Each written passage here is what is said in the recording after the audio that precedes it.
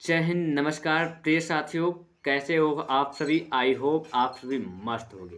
तो फिर से एक बार स्वागत करता हूं आपके महासंग्राम मौर्य सर में। आप सभी के लिए फिर से एक बार मैं लेके आया हूं रीजनिंग के क्वेश्चन। ठीक है, तो आपके जो विद्यार्थी एसएससी जीडीएस एग्जाम 2025 फरवरी में जो देने वाले हैं, उन सभी के लिए ये टेस्ट बहुत ही ज़रूरी है। आपको यहाँ पे टेस्ट देना है कि आप कितने रीजनिंग के क्वेश्चन को सॉल्व कर सकते हैं, और साथ में ही आप इसका सल्यूशन भी पाते चलेंगे। ठीक है, तो सबसे पहले आप इस वीडियो को लाइक कर दीजिए, चैनल पर नए हो तो सब्सक्राइब कर लीजिएगा और दोस्तों के पास शेयर करना ना भूलिएगा। बिना देर करते हुए हम अपने अगले क्वेश्चन की तरफ बढ़ते हैं। आपका अगला क्वेश्चन आपके सामने प्रस्तुत है। ध्यान से समझिएगा क्वेश्चन क्या कह रहा है।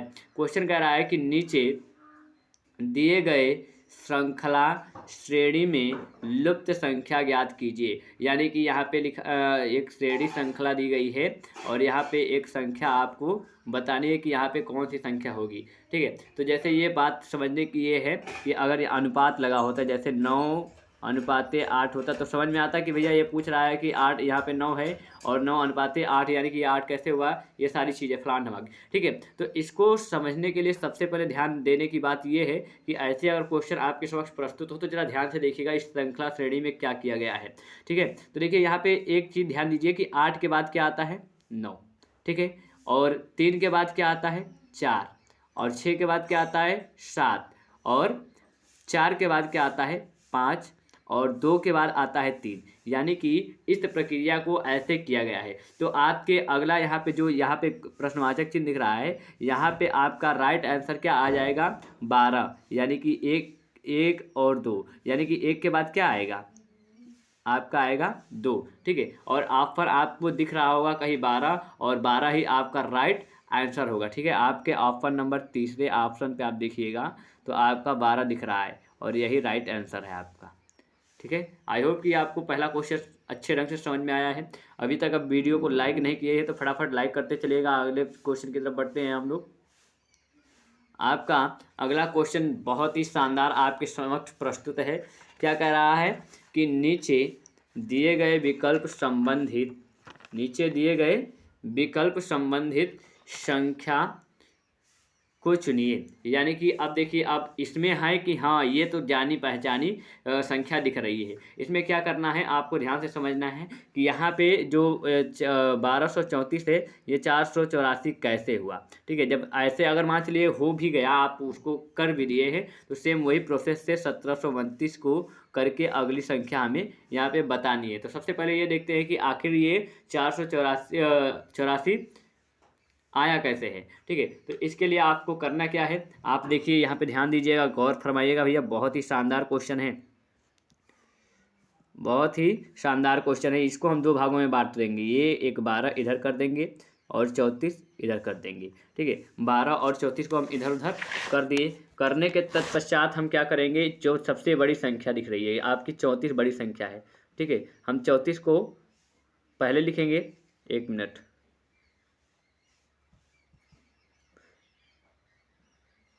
34 को हमने लिख लिया। अब 34 में से हम 12 को माइनस कर देंगे भैया। 34 में से क्या करेंगे?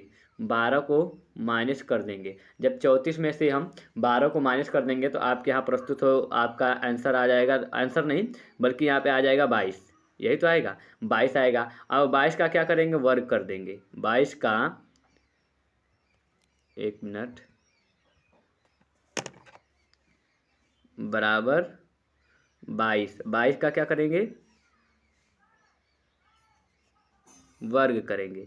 22 का वर्ग कर देंगे, या 2 हमने लगा दिया, आप समझ जाएगा। अब 22 22 में कितना हो जाएगा आपका? 22 का वर्ग करेंगे तो आपका आ जाएगा 480, 484। ठीक है, अब यानी कि ये प्रक्रिया से हमने इसको किया तो समझ में आया कि हाँ ये क्या किया गया है। इसमें सबसे पहले जो बड़ी संख्या है उसको ले लिया गया है, उसके बाद छोटी संख्या को पहले एक चीज़ को दो भागों में बांट दिया गया है। बांटने के बाद बड़ी संख्या को आगे पहले लिख दिया गया है, उसके बाद छोटी संख्या को बाद में।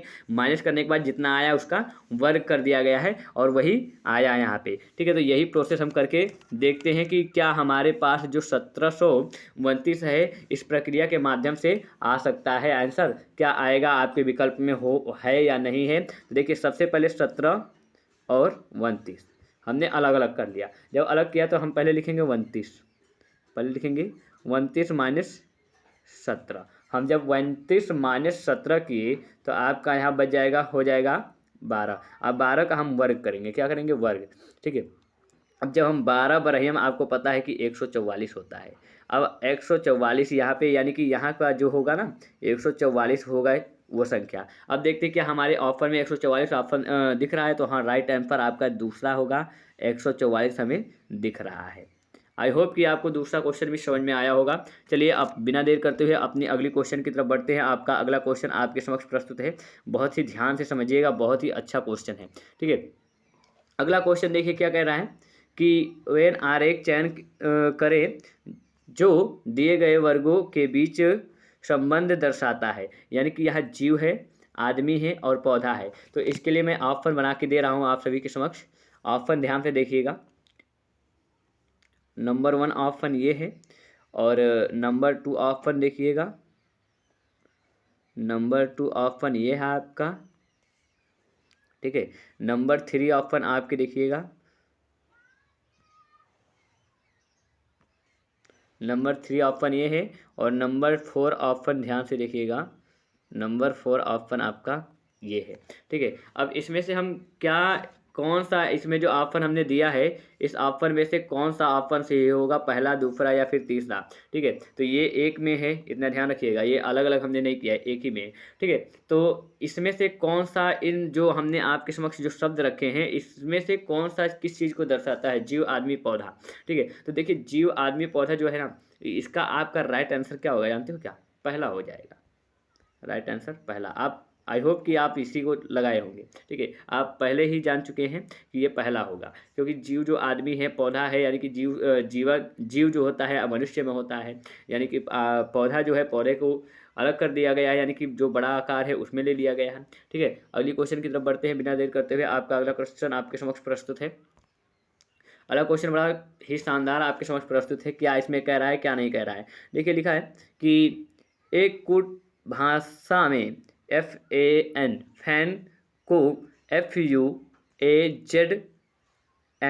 लिखा गया है, लिखा जाता है, तो DEND को क्या लिखा जाएगा। आपके समक्ष ऑप्शन भी प्रस्तुत है। ठीक है, तो यहाँ पे एक चीज़ ध्यान देखिएगा, यहाँ पे ध्यान देने की ज़रूरत ये है कि आपको इसमें किया गया है। ठीक है, तो इसमें किया कुछ नहीं गया है, ध्यान में समझिएगा, यहाँ पे विपरीत उल्टा किया गया है। ठीक है, कैसे, देखिए एफ जो है, एफ को ऐसे ही एफ लिख दिया गया है। ठीक है, और एफ का जो उल्टा है होता है मेरे दोस्त, वो होता है यू, ये एफ का उल्टा है। ठीक है, यही तो है, हाँ एफ का उल्टा है। अब देखिए ए का उल्टा होता है जेड, ए के साथ में हमने जेड को भी लिख लिया है। ठीक है, अब देखिए एन जो है, एन के साथ में एन का उल्टा होता है एम, यानी कि इसमें उल्टा किया गया है, तो क्यों ना हम भी DEND का उल्टा करें। तो ठीक है, अब हम उल्टा करने जा रहे हैं, तो ध्यान से समझिएगा। यहाँ पे जैसे उसके साथ में लिखा था, हमें भी लिखना पड़ेगा। डी हमने लिख दिया, डी का उल्टा आपका हो जाएगा W। ठीक है, अब हमने ई भी लिख दिया, यहाँ पे हमने ई लिख दिया, ई का उल्टा हो जाएगा आपका V। ठीक है, अब देखिए यहाँ पे एन है, और एन का उल्टा आपके समक्ष प्रस्तुत है, यहाँ पे भी हमने बताया एन का उल्टा एम, यानी कि यहाँ पे एन पहले लिखेंगे, फिर यहाँ पे लिखेंगे एम, एम हमने लिख दिया, बाद में बता क्या डी। ठीक है, तो डी हम लिखेंगे, और डी का उल्टा आपका हो जाएगा W। ठीक है, अब देखिए आपको ये वाला जो हमने निकाल के रखा है, सेम इसी प्रोसेस, जिस प्रोसेस से इन्होंने किया है, इसी प्रोसेस से हमने यहाँ पे भी किया है। ठीक है, तो यहाँ पे एन, ध्यान से समझिएगा, ये यन है और कुछ नहीं। ठीक है, एन का उल्टा एम किया गया है। अब देखिए, अब ऐसा आपको किसी भी ऑप्शन में देखने को मिल रहा है तो नहीं मिल रहा है, और इसका राइट आंसर क्या है, यही है, 100% जो हमने निकाला है यही है। यहाँ पे एक भी इसमें से ऑप्शन सही नहीं है, ज़रा ध्यान से देखिएगा, आपके एक भी आंसर इसमें से नहीं मिलेगा। और आप क्या सोचते हो कि जरूर जाहिर सी बात है, इसमें कोई ना कोई ऑप्शन दिया गया है तो कोई भी मार देंगे, तो ये बिल्कुल गलत हो जाएगा। कभी कभी आप भी अपने दिमाग से सोचिए कि हम जो कर रहे हैं वो राइट है, बाकी ऑप्शन राइट हो या ना हो। ठीक है, जो हम कर रहे हैं वो राइट है, जिस प्रकार इन्होंने किया है। ठीक है, जिस प्रकार इन्होंने करके दिखाया है उसी प्रकार हमने भी इन्हें निकाल के दिखाया है। तो आपका इसमें राइट आंसर आपको अपने मन से कैसे करना है, तो DWE का उल्टा V, N का उल्टा M, और D का उल्टा आपका हो जाएगा W। ये आपका राइट आंसर। ठीक है, आई होप कि आपको ये चौथा क्वेश्चन भी बहुत अच्छे तरीके से समझ में आया होगा। चलिए बिना देर करते हुए अपनी अगली क्वेश्चन की तरफ बढ़ते हैं। आपका अगला क्वेश्चन आपके समक्ष प्रस्तुत है, बहुत ही शानदार है, जरा गौर फरमाइएगा, बहुत ही अच्छा क्वेश्चन है। देखिए आपके समक्ष क्वेश्चन क्या कह रहा है कि लिए मेरे मेरे लिए मेरे पिता पिता की पत्नी पत्नी के ससुर का इकलौता पुत्र कौन है। अब जरा ध्यान से देखिए, ऐसा अगर क्वेश्चन आता है तो सबसे पहले अपने ऊपर करते हैं, और आप लोग इसे सॉल्व करके जल्दी से कमेंट बॉक्स में बताइएगा। ठीक है, आप लोग भी अपने आप से क्वेश्चन को सॉल्व करने का प्रयास कीजिएगा। अब देखिए यहाँ पे कैसे सॉल्व करेंगे, इसको हम अपने आप पे लेते हैं, मेरे लिए। ठीक है, यहाँ पे मान लीजिए कि ये मेरे पिताजी हैं। ठीक है, और मेरे पिताजी की पत्नी यानी कि मेरी मम्मी।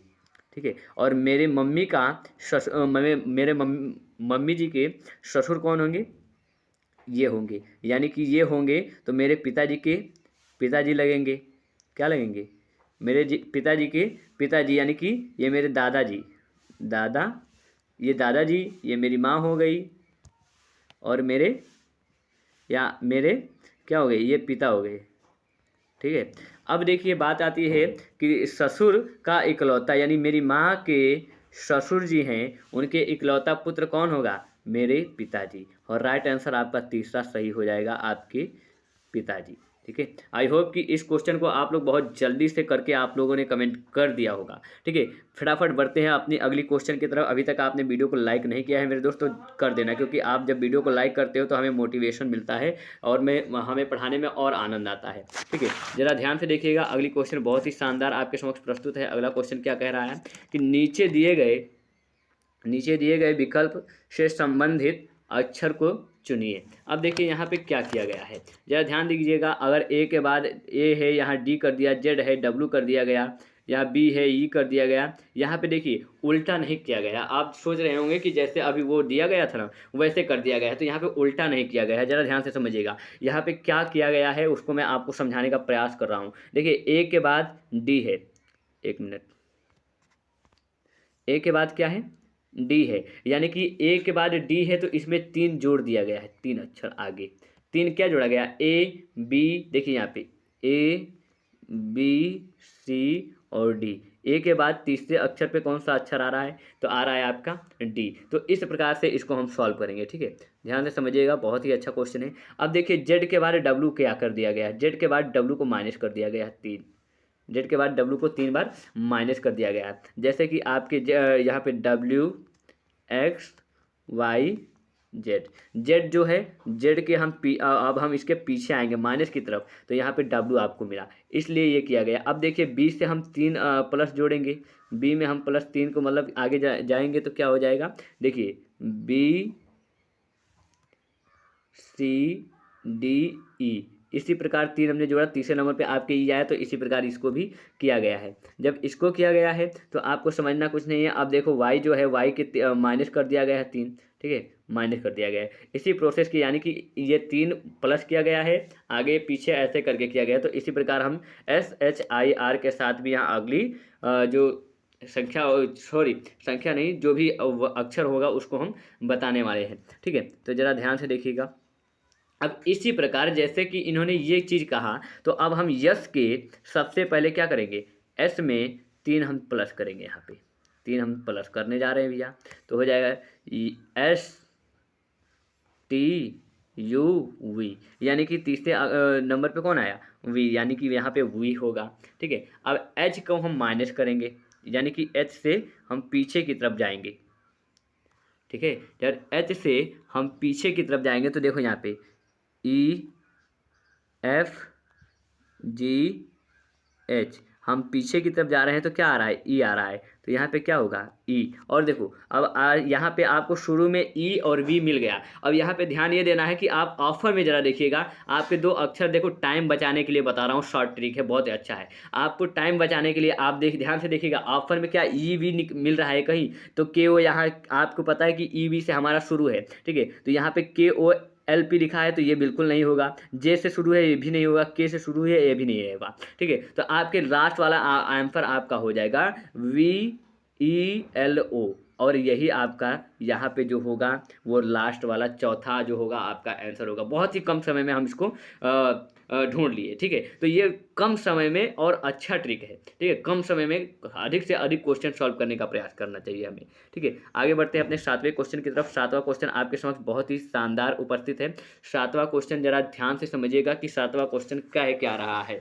7वां क्वेश्चन जो कह रहा है कि यदि MARCH मार्च बराबर 50, क्या मार्च बराबर 50, JU यानी जून, जून बराबर आपका हो गया 32, तो अगर कैसे हुआ भाई, अगर हो गया तो कैसे हुआ, अगर हो भी गया है तो उसी प्रोसेस करके हमें ये बताओ कि AU GU ST अगस्त बराबर कौन सा नंबर आएगा। तो इसमें क्या किया गया है जरा ध्यान से देखिएगा मेरे दोस्त, मेरे साथी। ठीक है, जो आपके MARCH मार्च है, इसको गिन लेंगे कितने अक्षर है इसमें।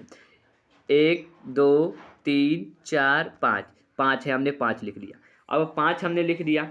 ठीक है, क्या कर दिया हमने, 5 लिख दिया। अब 5 को इसमें हम वर्ग कर देंगे, 5 का वर्ग कर देंगे, तो यहाँ पे 5 पचे कितना हो जाएगा 25, और 25 को हम गुणा कर देंगे 2 से, 25 दूना कितना हो जाएगा 50। यानी कि ये प्रोसेस अपनाई गई है, तो यहाँ पे मार्च के साथ आया है 50। चलिए ठीक है, मान चलिए हमने इसको तो अपना ये दिमाग लगा के कर लिया कि हाँ ये 50। अगर इसी प्रोसेस से यहाँ 32 जैसे हमने इसको किया है वैसे 32 करके देखते हैं, और 32 आ जा रहा है तो यानी कि हम सही रास्ते पे हैं। तो ठीक है, तो चलिए हम 32 को भी करते हैं।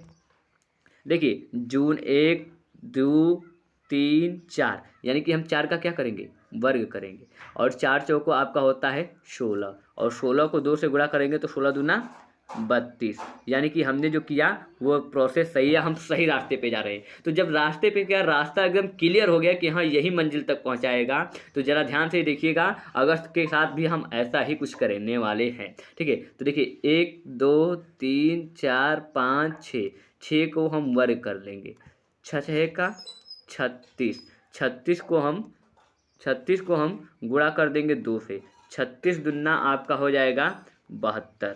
क्या हो जाएगा 72, और यहाँ पे अगस्त के जो संख्या ढूंढ रहे थे वो आपका हो जाएगा 72, और 72 आपको कहीं दिख रहा है, हाँ तीसरे ऑप्शन में आपको 72 देखने को मिल रहा है, और 72 आपका राइट आंसर हो जाएगा।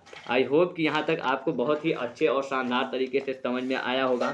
जब समझ में आया है तो दोस्तों के पास शेयर जरूर कीजिएगा। आपका अगला क्वेश्चन आपके समक्ष देखने में तो कठिन लगेगा, लेकिन है बहुत आसान।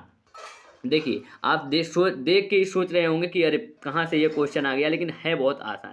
देखिए पहले परसेंटेज है, फिर छोड़ा गया, यानी कि रिक्त स्थान जो छोड़ा गया है वहाँ पे आपको क्या भरना है ये ध्यान देना है। तो ज़रा ध्यान से देखिएगा, इसको भरने के लिए बहुत ही बिना देर करते हुए, हम बिना ज़्यादा समय लिए बिना हम आपको बहुत ही आसानी तरीके से इसको भरवा देंगे। यहाँ परसेंटेज से उठाइए, ज़रा परसेंटेज से उठाइए, तो देखिए यहाँ पे जब परसेंटेज से उठाएंगे तो इसको अभी छोड़ दीजिए। आप 3 देखिए 1 2 3, यानी कि एक रिक्त स्थान, फिर डॉलर, फिर एक स्थान को छोड़ते हैं तो परसेंटेज आता है। तो क्या इसी प्रोसेस से फिर करेंगे, 3 बार फिर छोड़ेंगे, जी छोड़ा, फिर एक रिक्त स्थान छोड़ा और @ छोड़ा, तो यहाँ पे जो है वो परसेंटेज आ जाएगा। क्या आ जाएगा परसेंटेज आ जाएगा। चलिए ठीक है, अब यहाँ पे 3 छोड़े, देखिए जी हमने छोड़ा, रिक्त स्थान छोड़ा और @ छोड़ा, तो फिर यहाँ पे परसेंटेज आया। यानी कि एक चीज़ को आपको पकड़ना है, अगर एक चीज़ पकड़ लिए तो कहानी बनती चली जाएगी। यहाँ पे कुछ है ही नहीं तो हम नहीं लेंगे। ठीक है, अब उसके बाद देखिए यहाँ पे जी है, जी के बाद 3 छोड़िए, देखिए हम परसेंटेज छोड़े, @ छोड़े और एक रिक्त स्थान छोड़े, तो तीसरे ऑप्शन पे जी आया।